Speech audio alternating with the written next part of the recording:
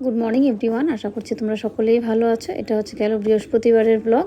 তো অনেক দিন পর তোমাদের সঙ্গে একটা ব্লগ শেয়ার করছি। তো সকাল সকাল মিষ্টির চা দিয়ে শুরু করলাম। তোমরা সবাই কেমন আছো জানাবে।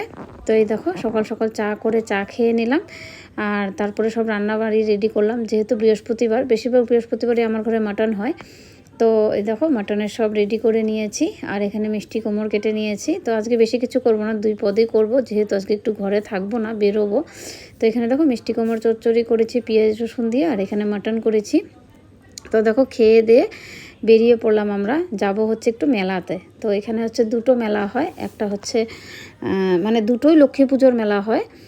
তো 15 দিন করে থাকে। এটা হচ্ছে একটা মেলা, কাজলগাঁও বলে এই জায়গাটার নাম। তো আমাদের বাড়ির থেকে বেশি দূরে নয়, একটু দূরে। তো আমরা চলে আসলাম, দেখো ফার্স্ট মেলাতে চলে আসলাম। তো এখানে দেখো গেটটা, তবে প্রথমে লক্ষ্য করিনি গেটটা এরকম একপাশে লাইট জ্বলছে, একপাশে জ্বলছে না ঠিক করে। তো এই দেখো এন্ট্রিটা এখান থেকে। তো এই দেখো ভিতরে ঢুকলাম। তো ঢুকে দেখো ওই যে মন্দিরটা ঠিক মতন দেখা যাচ্ছে না। তো এই যে দেখো এখন দেখা যাবে।